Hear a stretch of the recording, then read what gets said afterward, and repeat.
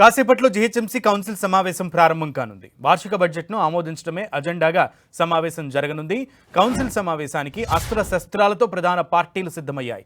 2025-26 ఆర్థిక సంవత్సరానికి సంబంధించి 8,400 కోట్ల వార్షిక బడ్జెట్ను ఆమోదించడమే అజెండాగా భేటీ జరగనుంది. సమావేశంలో మొదట బడ్జెట్ ప్రతిపాదనపై చర్చ ఉంటుంది. బడ్జెట్ ప్రతిపాదన ఆమోదం తర్వాత ప్రశ్నోత్తరాల సమయం ఉంటుంది.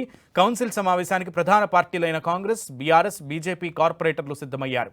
కౌన్సిల్లో ప్రశ్నించడానికి కార్పొరేటర్లు 125 ప్రశ్నలు ఇవ్వగా అధికారులు 21 ప్రశ్నలకే ఆమోదం తెలిపారు.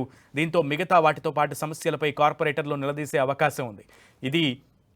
ఇదివరకు చేసినటువంటి పనులపై కూడా చర్చించాలని కార్పొరేటర్లు పట్టుబట్టే ఛాన్స్ ఉంది. బీఆర్ఎస్ నుంచి గెలుపొందిన మేయర్ గద్వాల విజయలక్ష్మి కాంగ్రెస్ సర్కార్ ఏర్పడిన తర్వాత అధికార పార్టీలో చేరారు. దీంతో స్టాండింగ్ కమిటీ సభ్యులు బీఆర్ఎస్, ఎంఐఎంకి చెందిన వారే ఉండటంతో మేయర్కు మద్దతిచ్చే వారి సంఖ్య తక్కువగా ఉంది.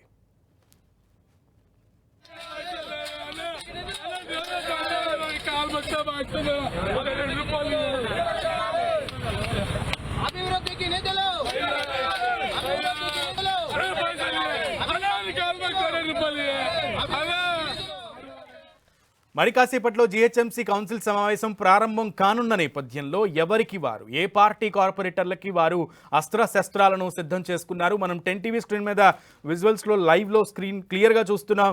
బీజేపీ కార్పొరేటర్లు భిక్షాటన చేస్తున్నటువంటి దృశ్యాలను 10 టీవీ స్క్రీన్ మీద చూస్తున్నాం.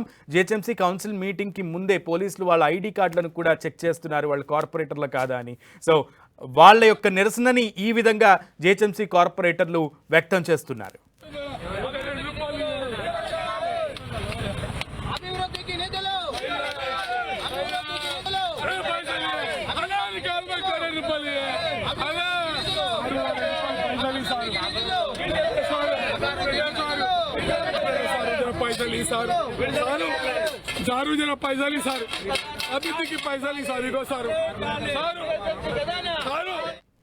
కాసేపట్లో జీహెచ్ఎంసీ కౌన్సిల్ సమావేశం ప్రారంభం కాబోతోంది. అయితే ఎవరికి వారు, ఏ పార్టీ కార్పొరేటర్లు అస్త్ర శస్త్రాలను సిద్ధం చేసుకునే పరిస్థితి ఉంది. అందులో భాగంగానే బీజేపీ కార్పొరేటర్లు భిక్షాటన చేస్తున్న దృశ్యాలను కూడా మనం చూస్తాం. మరింత సమాచారం మా ప్రతినిధి రాముడిని అడిగి తెలుసుకుందాం. రాముడు.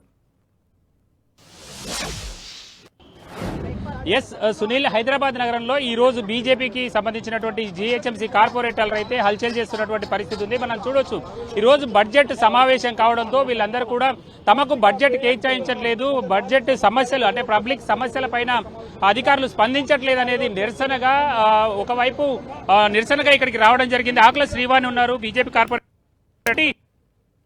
రావడం జరిగింది. మొత్తం ఎందుకు ఇట్లా భిక్షాటన చేస్తూ వస్తున్నారు? మేము రోజు చేసేది ఇదేనన్నా, రోజు కూడా మేము చేసేది భిక్షమే, మేము అడుక్కుంటున్నాము. కానీ ఈ రోజు మేము ఇలా వేషధారణలో ఇక్కడికి రావాల్సి వచ్చింది. 8,440 కోట్ల రూపాయలు అని చెప్తున్నారు, కానీ అది మొత్తం బొక్కలతోనే ఉంది. అంతా అబద్ధము, ఏది కూడా నిజము కాదు. కనీసము 1.5 కోటి జనాభా ఉన్న హైదరాబాద్ నగరానికి 10,000 కోట్ల రూపాయల కోసం మాట్లాడాలని 1 నిమిషం కేటాయించాలి. కానీ ఇక్కడ మేయర్ మాత్రం ఎలా అంటే రండి, తినండి, వినండి, పొండి అన్నట్టుగా, రండి వెళ్ళిపోండి అని అంటారు.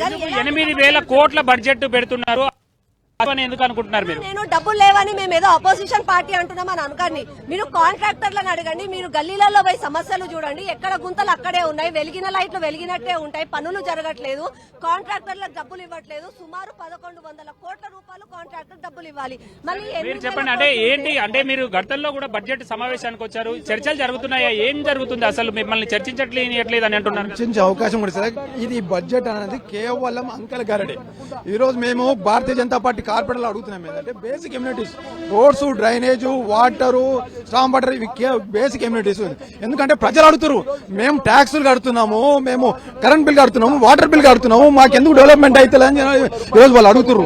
అది దృష్టిలో పెట్టుకోండి. ఈ రోజు ఇంత బడ్జెట్ ఉన్న వాళ్ళు కాంట్రాక్టర్లకు బిల్లు ఇస్తలేరు, వాళ్ళు వర్క్స్ చేస్తలేరు. ఈ రోజు స్ట్రీట్ లైట్స్ ఎంప్లాయీస్ కూడా డబ్బులు ఇవ్వలేని, స్ట్రీట్ లైట్స్ కూడా చేయలేని పరిస్థితిలో ఉన్నది. బీజేపీ కార్పొరేటర్ శ్రవణ్ ఉన్నారు, చూడొచ్చు, మనం నేరుగా భిక్షాటన చేస్తూ ఇంత దూరం రావడం జరిగింది. ఏంటి, మీరు ప్రతి సందర్భంలోనూ మీరు మాట్లాడుతుంటారు, అనేక సందర్భాల్లో మీరు అడుగుతుంటారు, ఎందుకు ఈ స్థితి వచ్చిందని అనుకుంటున్నారు? జీహెచ్ఎంసీలో ఆర్థిక నియంత్రణ లేకపోవడము, మేయర్ గారికి, కమిషనర్ గారికి చిత్తశుద్ధి లేకపోవడమే దీనికి ప్రధానమైనటువంటి కారణము. ఈ రోజు నేను అడుగుతా ఉన్నాను, స్టేట్ ఫైనాన్స్ కమిషన్ గ్రాంట్స్ నుంచి రావాల్సిన డబ్బులు గుండు 0 1 రూపాయి రాలే. మోటార్ వెహికల్ ట్యాక్స్ రాలే, ప్రొఫెషనల్ ట్యాక్స్ పెద్దగా రాలేదు. ఈ రోజు గత బడ్జెట్ లో 1200 కోట్ల రూపాయలు ఇస్తామని చెప్పి పాలాభిషేకాలు చేసిర్రు, ఒక్క రూపాయి కూడా విదిల్చలే. ఈ రోజు 2654 కోట్ల రూపాయలు ఇస్తా అని చెప్పి 850 కోట్లు మాత్రమే ఇచ్చి దానికి కూడా 5000 కోట్ల రూపాయల స్టేట్ గవర్నమెంట్ సంబంధించినటువంటి పనులు చేసుకుంటా ఉన్నారు. ఈ రోజు గత ప్రభుత్వంలో అప్పులైనాయి, ఈసారి అప్పులు కాకుండా మేము డబ్బులు తీసుకొస్తున్నామని అధికార పార్టీకి సంబంధించినటువంటి వాళ్ళు చెప్తున్నారు. పూర్తిగా అవాస్తవం.